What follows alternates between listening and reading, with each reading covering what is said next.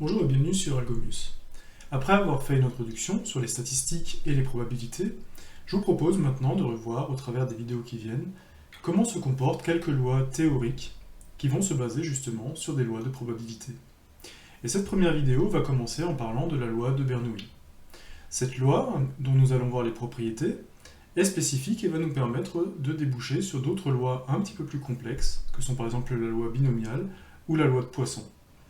Donc on va voir qu'une loi de probabilité, finalement, va nous permettre de nous rapprocher théoriquement des probabilités sur un certain nombre d'événements, et on va voir en fait que ces événements peuvent se rapprocher d'une loi théorique. À partir du moment où on se sera approché d'une loi théorique, eh bien tout simplement, on aura le droit d'utiliser les propriétés qui sont liées à cette loi. Donc en fait, plus on connaît de lois théoriques, plus on va pouvoir associer à un événement, l'observation d'un événement, on va pouvoir par intuition se dire tiens, cet événement a l'air de répondre à telle loi de probabilité. Donc on va commencer aujourd'hui, c'est de voir un petit peu différentes lois avec aujourd'hui la loi de Bernoulli. Alors la loi de Bernoulli, qu'est-ce que c'est ? Eh bien une loi de Bernoulli décrit un comportement d'une expérience aléatoire qui possède deux résultats possibles, échec, succès, vrai, faux. Si vous êtes dans l'industrie par exemple, ça peut aussi être vous prenez une pièce, vous en regardez la qualité, est-ce qu'elle correspond au cahier des charges qui était déclaré pour cette pièce, donc elle correspond ou elle ne correspond pas. Est-ce qu'un client, par exemple, est satisfait de votre produit ou n'est pas satisfait? L'essentiel, c'est simplement qu'à l'issue de l'expérience aléatoire, il n'y a que deux résultats possibles. Donc par exemple, c'est comme quand vous jetez une pièce en l'air, vous avez deux résultats possibles, pile ou face. C'est encore une fois quelque chose qui pourrait être représenté par une loi de Bernoulli. Donc une loi de Bernoulli suit le schéma suivant. P est la probabilité d'obtenir un succès, 1 moins P est la probabilité d'obtenir un échec.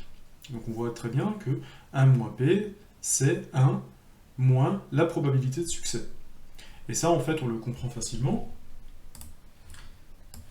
On va estimer par exemple qu'on a, une chance de succès de 75%.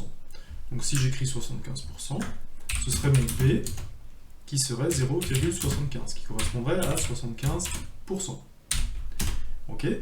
Si je veux connaître le pourcentage d'échecs, eh bien tout simplement, on note parfois Q en loi de Bernoulli, tout simplement, ce serait les 100% auxquels on enlèverait les 75% de succès. Et donc on obtiendrait donc ici les 25% d'échecs, soit 0,25.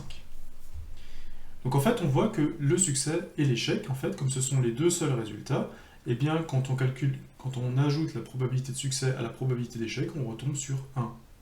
C'est exactement ce qu'on aura là, on aura P plus Q égale 1, ou alors vous pouvez l'écrire de n'importe quelle façon. La probabilité de succès c'est égal à 1 moins la probabilité d'échec. La probabilité d'échec c'est également à 1 moins la probabilité de succès. Donc en fait, on a différentes façons de voir la même information. Donc, P est ce qu'on appelle le paramètre de la loi de Bernoulli. En fait, comme les lois de probabilité ont toujours des paramètres, ça on va le voir, c'est-à-dire qu'à partir de ces paramètres, on va pouvoir recomprendre toute la loi ou pouvoir la représenter graphiquement. Ici, la loi de Bernoulli n'a qu'un seul paramètre qui est la probabilité de succès. Et on avait vu que par la probabilité de succès, on arrive aussi à déterminer la probabilité d'échec. Donc par exemple, la probabilité d'obtenir face en lançant une pièce est de P égale 1,5. Et donc on considère par exemple que lancer une pièce et quand elle tombe sur face, c'est un succès, quand elle tombe sur pile, c'est un échec. Encore une fois, on n'a pas toujours cette notion de succès-échec, mais il faut effectivement que l'issue de notre expérience aboutisse que sur deux états. La probabilité d'obtenir un 6 sur un dé est de P 1/6. Là aussi, vous pourrez me dire que par exemple un dé a 6 faces, et en fait on a un univers de 6 et on a potentiellement la possibilité d'avoir 6 résultats différents. Mais je peux le ramener à une loi de Bernoulli en disant par exemple que si je fais un 6, c'est un succès, n'importe quelle autre valeur est un échec. Et là je me retrouve de nouveau avec seulement deux valeurs possibles, succès symbolisé par un 6 ou échec symbolisé par n'importe quel autre nombre. Et je me suis remis dans une loi de Bernoulli. Donc la loi de Bernoulli, elle peut se modéliser par un tableau, pour un exemple de lancer de pièce. Et là, on considère par exemple que 0, c'est un échec et 1 c'est un succès. Alors comment est-ce que se lit ce tableau? Eh bien vous avez la valeur xi qui est en haut et les différentes valeurs que peut prendre xi. Donc xi peut prendre la valeur 1, c'est-à-dire qu'on est en succès. Xi peut prendre 0, donc la valeur est un échec. Quelle est la probabilité liée au succès? Si jamais on parle de la probabilité d'un jet de pièces en l'air, d'une pièce équilibrée, et qu'on dit par exemple que face est un succès, eh bien il y a la probabilité de 0,5 pour que j'ai un succès, 50%. La probabilité est de 0,5 également que j'ai un échec. C'est normal, je peux avoir la moitié du temps face, la moitié du temps pile, selon la règle de probabilité. Si jamais j'avais une pile par exemple qui était une pièce qui était truquée, que par exemple elle tombait 7 fois sur 10 sur face, eh bien j'aurais 0,7 sous le 1 et j'aurais 0,3 son pendant sous le 0, sous l'échec. Et donc ça nous permet de dire, si on veut généraliser le cas, on peut définir une loi de Bernoulli par un paramètre P, donc le paramètre est justement la probabilité de succès. Et donc en fait, sous le succès 1, on a P, et sous l'échec 0, on se retrouve avec la probabilité de 1 moins P. C'est-à-dire en fait, la probabilité de tous les événements, moins les succès, vont vous donner la probabilité d'échec. Donc, on va essayer par exemple de dresser un tableau de probabilité d'un jet de dés où l'obtention d'un 6 est considérée comme un succès. Pour cela, tout simplement, on va prendre Excel et on va définir le succès. Donc encore une fois, on va définir les valeurs possibles de xi. Donc on va avoir le succès ici, on va avoir l'échec à côté, et on va avoir la probabilité de x quand x est égal à xi. Alors là, je veux essayer de modéliser un des 6. Donc un des 6, qu'est-ce que je peux avoir comme valeur? Je peux avoir 1, 2, 3, 4, 5, 6, et qui ont une probabilité de sortir de chacune, si mon dé n'est pas truqué, de 1/6. Voilà.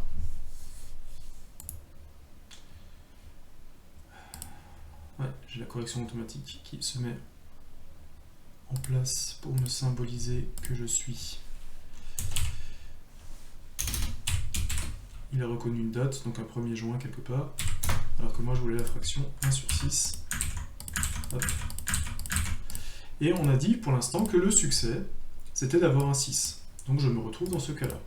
Donc la probabilité d'avoir un succès, c'est 1/6. Et comment je peux calculer la probabilité d'avoir un échec? Eh bien tout simplement, j'ai deux solutions. Soit je cumule toutes les autres probabilités que je n'ai pas bloquées pour l'instant. Pour l'instant, je sais que si c'est un succès, ça veut dire que toutes les autres sont des échecs. Et donc il me suffit de cumuler les probabilités ici, et je vais tomber sur 5/6. Ou alors, je peux reprendre la formule que j'avais ici, pour dire en fait que la probabilité des échecs, c'est la probabilité totale, donc les 100%, auxquels j'enlève la probabilité de succès. Et donc je retombe exactement sur la même chose. Là, je pourrais faire 1 moins 1/6.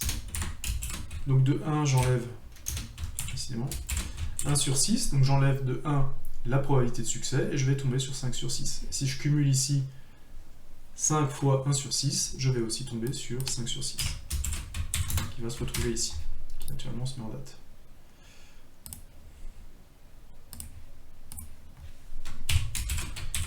Ok, donc là j'ai tracé le tableau qui me donne la probabilité de succès et d'échec quand je considère que mon succès c'est d'obtenir un 6 sur un jet de dés.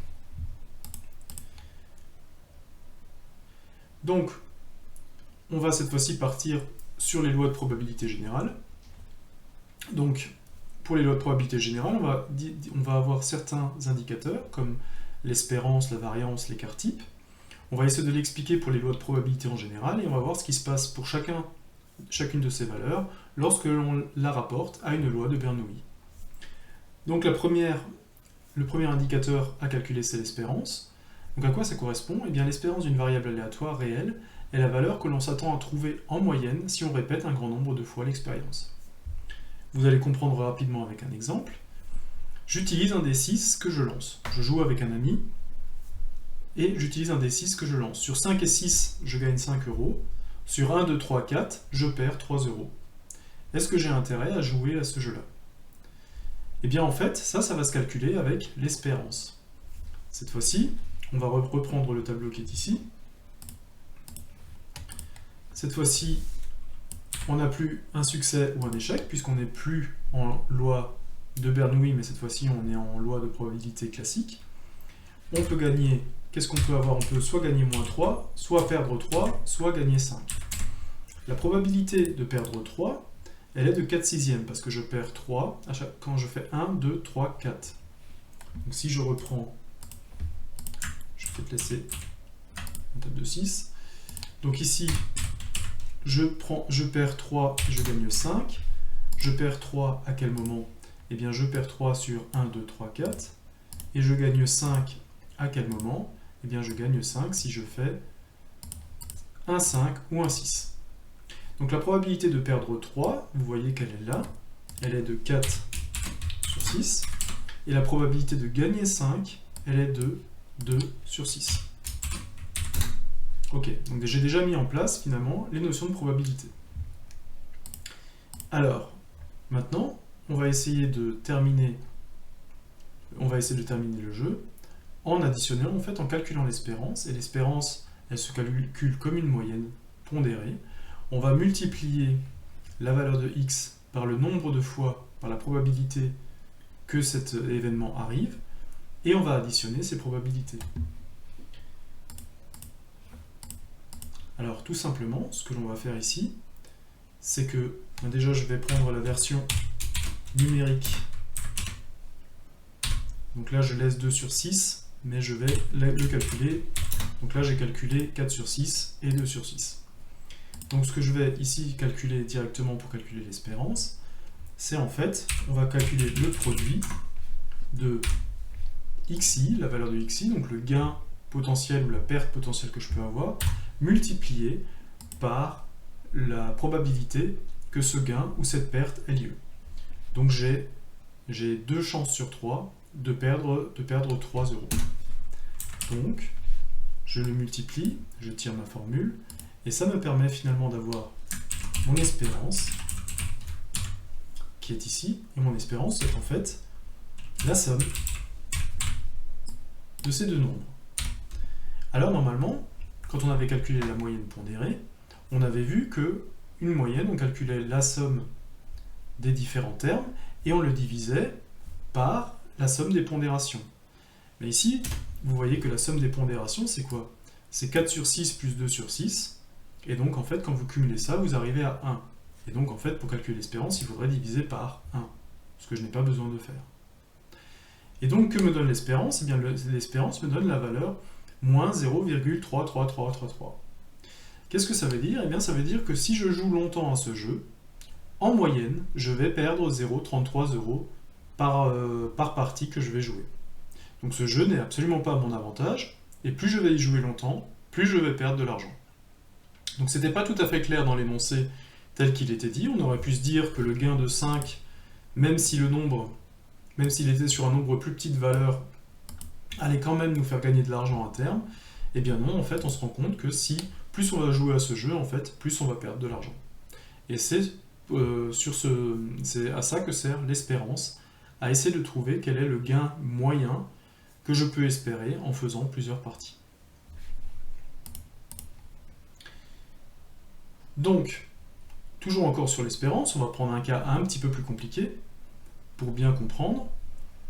On va maintenant lancer 2 dés. Donc sur au moins 5 ou 6, je gagne 3 euros. Sur un double, je gagne 1 euro. Et sur le reste, je perds 3 euros. On va essayer de représenter ça à l'aide d'un tableau. On va essayer de représenter ça un peu avec une matrice. Donc cette fois-ci, je lance 2 dés. On va enlever ça comme ça. Et donc on va mettre ça sous forme de matrice pour dire, par exemple, voilà, j'ai représenté tous mes cas possibles. Donc on a fait une matrice, ou alors comme une grille de bataille navale, si vous voulez.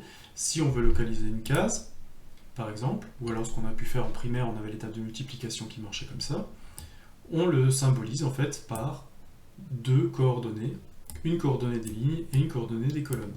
Si par exemple j'estime que le premier lancer de dés est montré par la première colonne et que le deuxième lancer de dés est montré par la première ligne, et bien tout simplement le cas où je lance d'abord un 4 sera symbolisé par cette ligne-là, et si le deuxième dé me donne un 5, je vais le symboliser par cette ligne-là. Et donc à l'intersection, j'aurai la case qui est symbolisée que le premier dé que j'ai lancé a fait un 4 et le deuxième que j'ai fait un 5. Donc on va essayer de voir, à l'aide de cette matrice, comment est-ce qu'on peut modéliser le problème que l'on a reçu. Je vais déjà le quadriller pour que ce soit plus clair. Alors, j'ai dit dans mon problème, sur au moins un 5, je gagne 3 euros. Donc je dois avoir quelque part un gain de 3. Je vais enlever les couleurs ici qui ne représentent plus rien. Et je vais enlever aussi toutes les valeurs qui ne représentent plus rien. Donc j'ai un gain, à un moment donné, j'ai un gain de 3.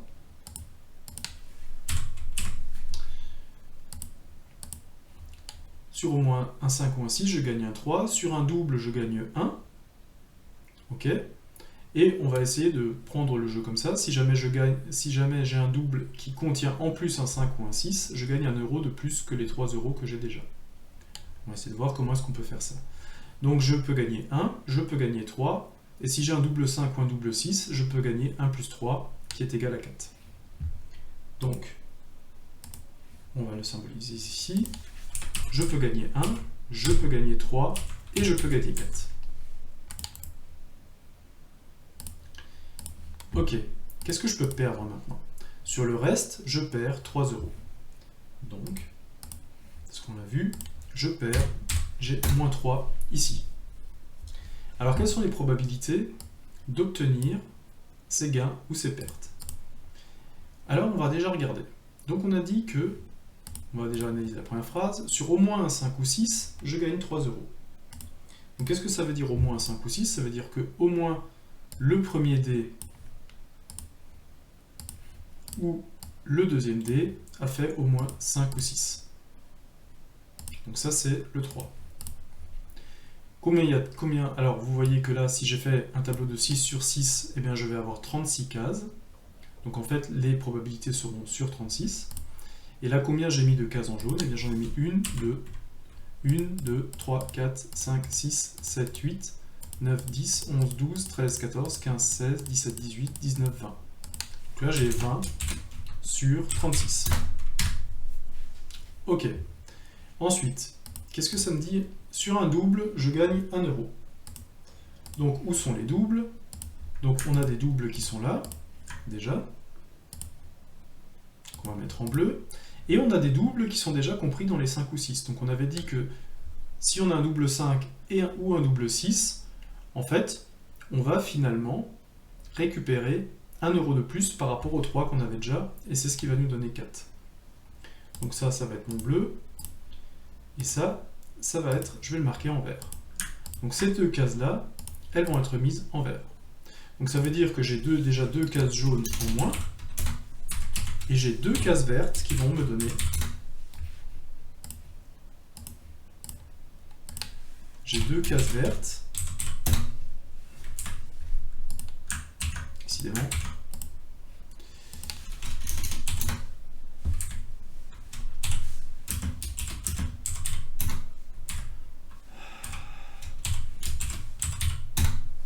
J'ai 2 cases vertes en fait qui vont me compter 4. J'ai 18 cases sur 36 qui vont me ramener 3. J'ai 4 bleus, 4 sur 36 qui vont me ramener 1. Et où est-ce que je vais perdre 3? Eh bien je vais perdre 3 sur toutes les autres cases. Et combien il y en a? Eh bien en fait c'est 36 moins 4 moins 18 moins 2, soit 1, 2, 3, 4, 5, 6, 7, 8, 9, 10, 11, 12. Et donc là j'ai 12 sur 36. Ce sont les cases restantes. Ok, donc je propose de calculer directement ces ratios. Donc 4 sur 36, 18 sur 36 et 2 sur 36. Ok. Voilà, donc maintenant, quel est le nombre de résultats différents possibles? Ça, on vient de le trouver. On est en train de faire le tableau des cas possibles et je vais en déduire l'espérance. Et donc on avait vu que l'espérance, toujours, on calculait le produit de xi multiplié par la probabilité que cet événement arrive, et je calcule l'espérance, qui est en fait la somme de ces produits-là. Je ne le divise par rien, puisque normalement il faudrait que je le divise par la somme des pondérations, mais vous voyez ici que si la somme des pondérations, ici, elle est égale à 1. Et c'est normal, puisqu'en fait, on retrouve 36 36e si jamais on additionne toutes les probabilités. Donc j'ai une espérance de 0,83. Cette fois-ci, le jeu est entièrement en ma faveur. Plus je vais jouer longtemps, plus j'ai une chance moyenne qu'à chaque partie, je vais gagner 83 cents. Donc, là aussi, nous l'avons fait sur un tableur, ce qui est quelque chose d'assez intéressant, puisque on pourrait voir pour, justement, ce jeu-là est peut-être trop intéressant pour la personne avec qui va y jouer, et donc on peut voir peut-être pour faire varier les gains, pour que le jeu soit plus équilibré. Donc là, je pourrais par exemple le baisser à 4, il aura une chance de 0,5, là je pourrais baisser à 2, là les chances seraient équilibrées, et là, si je baisse à 3, donc là, vous voyez maintenant que le joueur est légèrement perdant, juste en ayant changé les gains, les probabilités étant restées les mêmes. Je vais les remettre comme on les avait au début. Donc c'est très intéressant de faire tout ça avec Excel, parce que ça nous permet justement de pouvoir regarder, de modifier les règles, quand toutes les fonctions sont déjà en place, en fait, ça va très très vite, pour voir un peu comment va finalement varier l'espérance. Donc l'espérance, on l'a calculée, on est arrivé à 0,83. C'est donc l'espérance, c'est donc les gains espérés en jouant une grande quantité de parties. On va voir qu'en ce qui concerne la loi de Bernoulli, dont le résultat peut être un succès ou un échec, en fait, on va être sur quelque chose de beaucoup plus simple. On va être sur l'espérance des gains va être de P. Alors comment ça s'explique? Eh bien tout simplement, si jamais je reprends mon tableau que j'ai fait ici, je le copie ici, en fait, vous avez vu que l'espérance en loi de Bernoulli, en fait, on peut avoir que deux issues à un événement. Soit vous avez un succès, soit vous avez un échec. Ok? Je vais enlever les couleurs qui ne servent plus à rien. Donc si je peux avoir qu'un succès ou qu'un échec, on peut imaginer par exemple que la probabilité de succès sera P. La probabilité d'échec, on l'a déjà vu, sera de 1 moins P. Lorsque je vais calculer mon produit, ici, je vais avoir 1 fois P qui va me donner P, et là, je vais avoir 0 fois 1 moins P qui va me donner 0. Et quand l'espérance va être la somme des produits, en fait, vous voyez que l'espérance va me donner la valeur P. Et donc, vous voyez que par rapport à ce qu'on a fait sur une loi de probabilité classique, la loi de Bernoulli, elle, va simplifier énormément de choses, et va faire en sorte que mon espérance ne vale plus que P. Je propose de passer maintenant à la variance d'une loi de probabilité classique, toujours, et on essaiera de voir comment est-ce qu'elle peut se mettre en place dans une loi de Bernoulli. Donc la variance est une mesure de dispersion des valeurs d'un échantillon ou d'une distribution. C'est déjà ce qu'on avait vu dans les premières vidéos, où on avait vu que il y a des indicateurs de position comme peuvent l'être la moyenne, la médiane ou l'espérance qu'on vient de voir, c'est-à-dire de où est-ce que se situe finalement le gain dans ma série de probabilités, dans ma loi de probabilité. Et maintenant, en fait, on va essayer de voir si est-ce que les gains que je vais faire ou est-ce que les pertes que je vais faire vont toujours être proches de la même moyenne, ou est-ce que je vais au contraire avoir une moyenne mais pouvoir faire des gains très importants mais aussi des pertes très importantes quand je joue. C'est aussi quelque chose qui peut être intéressant de savoir avant de vous lancer dans un jeu. Même si vous pouvez savoir que vous êtes gagnant sur le long terme, est-ce qu'il n'y a pas de temps en temps une mauvaise configuration qui pourrait faire que vous perdez tellement sur 2 ou 3 coups de suite en fait, que vous devez vous retirer du jeu? Donc là, encore une fois, c'est très important de connaître des propriétés de distribution, comme la variance. Alors, elle s'exprime un peu comme la variance qu'on a déjà vue. Elle s'exprime au moyen des carrés des écarts à la moyenne. Encore une fois, la variance qu'on essaie de faire, c'est de mettre justement en lumière les écarts entre l'espérance qu'on a calculée, donc la moyenne espérée des gains, et tous les écarts de gains que l'on peut avoir. Donc plus la variance est élevée, plus ça veut dire que les valeurs sont dispersées. Et plus elle est petite, plus ça veut dire que les valeurs sont proches de l'espérance. Donc la variance est donc toujours positive, puisque je vous rappelle que c'est une somme de carrés, et donc un carré est toujours positif, et donc quand vous sommez des carrés, vous arrivez toujours sur une valeur positive. Et elle vaut 0 si toutes les valeurs de l'échantillon sont identiques. Puisque si toutes les valeurs de l'échantillon sont identiques, ça veut dire que toutes les valeurs sont en plus égales à l'espérance, et donc ça veut dire que toutes les valeurs sont confondues avec l'espérance, et donc il n'y a pas d'écart entre l'espérance et ces différentes valeurs. Et donc vous sommez des zéros. Donc là, on tombe sur la variance d'une loi de probabilité. Elle est, en fait, elle ne présente pas beaucoup de difficultés. C'est les écarts à la moyenne au carré, multiplié par une pondération si jamais il y en a une, et divisé par la somme des pondérations. Donc c'est une fonction qu'on a déjà vue. Donc dans le jet de DD, on va calculer la variance dans l'exemple de notre jeu. Alors comment est-ce que ça va se faire? Eh bien tout simplement, on va déjà commencer par faire le calcul qui est ici, c'est-à-dire qu'on va prendre les xi et on va voir quels écarts ils ont avec leur espérance. Donc je vais appeler ça écart, et je vais prendre les xi, et je vais enlever l'espérance.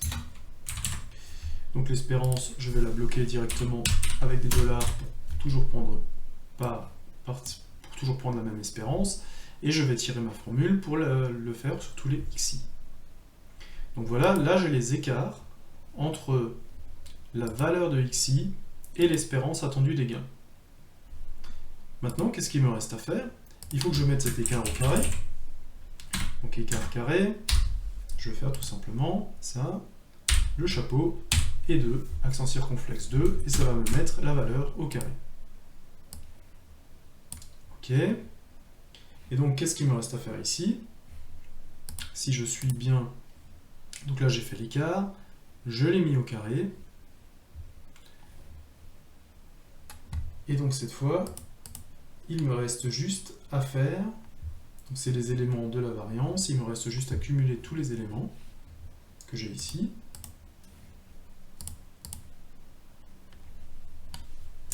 Pour calculer ma variance.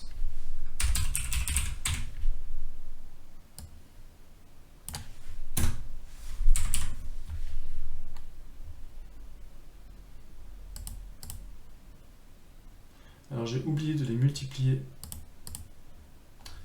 Alors il faut que je les mette au carré et que je n'oublie pas naturellement de les multiplier également par la probabilité. Donc C3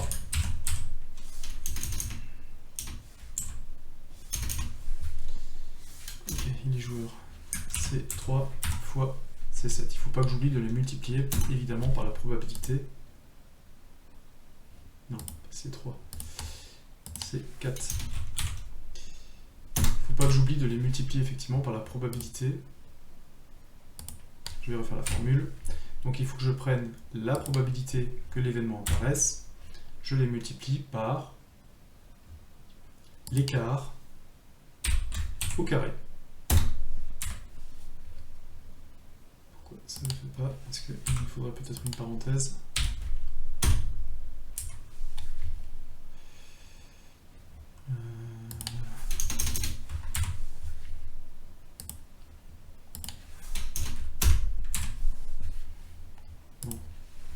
Il ne veut pas.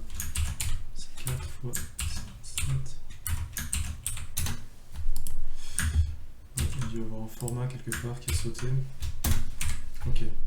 Donc je multiplie ma probabilité, je la multiplie par l'écart au carré.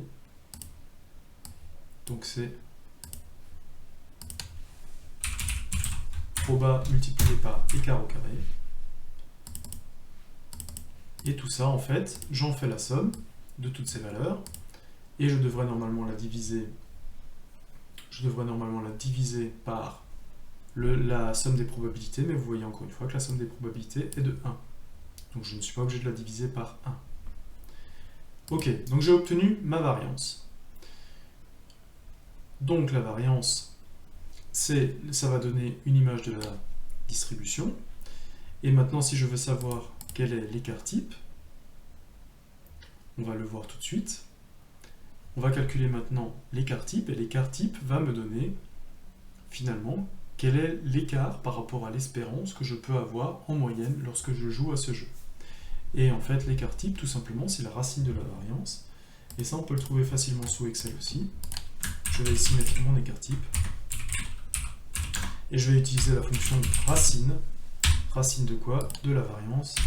Et je vais obtenir 2,79. C'est-à-dire que j'ai une espérance de gain de 0,83 cents. Mais qu'en moyenne, quand je vais jouer à ce jeu, je peux gagner 2,79 € de plus que ces 83 cents, ou alors je peux gagner 2,79 € de moins que ces 83 cents. Donc ça donne une idée de la dispersion autour de l'espérance. Donc en fait, pour l'écart type, ça se calcule très facilement en prenant la racine carrée de la variance. Donc encore une fois, on a toujours besoin de deux choses pour essayer de paramétrer une loi de probabilité. On a besoin de sa position et on a besoin de comment est-ce que les valeurs sont diffuses sur l'intervalle. Je vous rappelle l'exemple, c'est comme si on avait les valeurs 2 et 4, ils ont une moyenne de 3, les valeurs 0 et 6 ont aussi une moyenne de 3, mais on voit bien en fait que la dispersion n'est pas du tout la même entre ces deux valeurs. Et bien là, c'est exactement la même chose. C'est que l'espérance nous a donné quels sont les gains que l'on peut espérer, et l'écart type nous a permis de savoir si, par rapport à ce gain moyen, finalement, est-ce que sur chaque partie, on risque de perdre beaucoup ou gagner beaucoup. On en revient maintenant à la loi de Bernoulli, et on va essayer de voir comment l'espérance, la variance et l'écart type se traduisent par une loi de Bernoulli. Et vous allez voir que pour la loi de Bernoulli, en fait, tout est beaucoup plus simple. Tout est beaucoup plus simple, pourquoi? Parce qu'en fait, la loi de Bernoulli ne permet que deux valeurs possibles, le succès ou l'échec, et le fait de n'avoir que deux valeurs possibles, en fait, va simplifier largement le calcul de toutes ces propriétés. Donc l'espérance, on l'a déjà vu, que l'espérance est égale à P, et on va voir maintenant que la variance, le calcul de la variance est aussi beaucoup plus simple, et c'est de P facteur de 1 moins P. Donc c'est-à-dire la probabilité de succès multipliée par la probabilité d'échec. Alors d'où est-ce que ça vient? Eh bien tout simplement, si je reprends mon tableau ici, et que je reprends comment est-ce que j'ai calculé l'espérance. Alors l'espérance, on s'était arrêté dans ce tableau-là, et on avait vu que l'espérance était à P. Qu'est-ce que j'ai oublié là? Donc on avait multiplié ça par ça, le produit c'était 0, d'accord? Et on avait calculé l'espérance. Ensuite, on avait calculé l'écart. On avait calculé l'écart entre xi et l'espérance. Donc l'écart ici, c'est 1 moins P. L'écart ici, c'est 0 moins P. Ok? Donc, on avait fait la probabilité multipliée par l'écart au carré. Donc, on arrive avec P, facteur de 1 moins P au carré. Et là, on a 1 moins P, facteur de 0 moins P au carré. Est-ce que j'y arrive là? Donc écart fois proba, la proba, c'est bien ça, c'est la proba de 1 moins P, multiplié par l'écart c'est 0 moins P, 1 moins P au carré. Et donc la variance, c'est tout simplement la somme. La variance, c'est tout simplement la somme de ces deux termes. Donc en fait, on va se retrouver avec la variance, je vais enlever ça, on n'en a plus besoin, qui va être égale à P facteur de 1 moins P au carré plus 1 moins P facteur de 0 moins P au carré.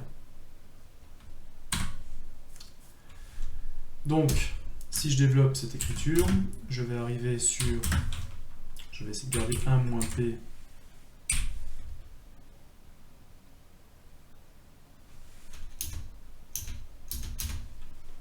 Donc P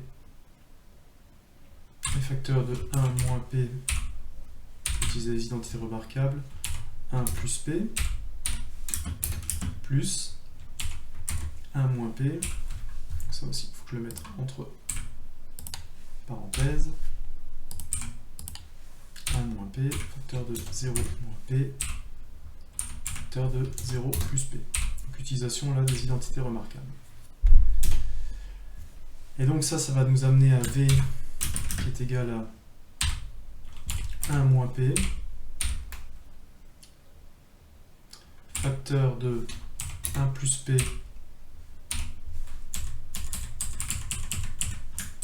fois P, plus 0 moins P, 0 plus P.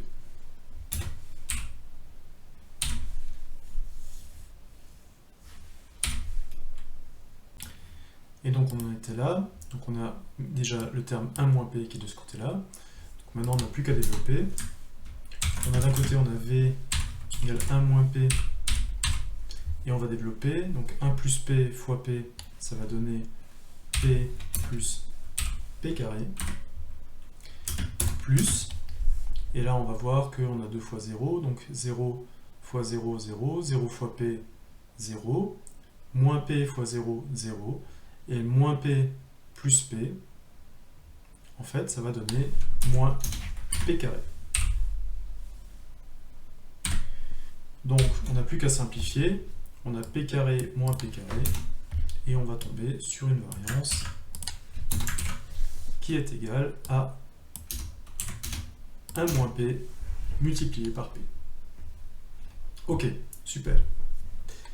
Donc là, on est arrivé à démontrer que la variance est beaucoup plus simple finalement à calculer qu'elle l'était là-haut, dans le cas général de la loi de Bernoulli. Et donc l'écart type, lui, en fait, ça ne change pas. L'écart type est toujours la racine carrée de la variance. Donc c'est la racine carrée de V de x, et c'est la racine carrée de P que multiplie 1 moins P. Sachant que 1 moins P, c'est la probabilité d'échec de la loi de Bernoulli. Donc, maintenant qu'on a bien défini la loi de Bernoulli, on va s'arrêter sur l'épreuve de Bernoulli. Donc si on répète cette expérience n fois, alors on obtient une épreuve de Bernoulli. C'est-à-dire qu'une épreuve de Bernoulli, c'est une loi de Bernoulli qui a été répétée plusieurs fois. On a tout à l'heure parlé de jeter une pièce en l'air, et bien là on jette une pièce en l'air plusieurs fois de suite. On avait parlé de jeter 2 dés aussi. Là aussi on jette 2 dés plusieurs fois de suite. Et donc la loi de Bernoulli devient une épreuve de Bernoulli quand on en fait plusieurs fois. Et on va voir que la loi binomiale décrit le nombre de fois qu'un succès apparaît sur les n expériences. Donc on se voit bien que la loi binomiale que l'on va voir dans une prochaine vidéo s'appuie bien finalement sur la loi de Bernoulli.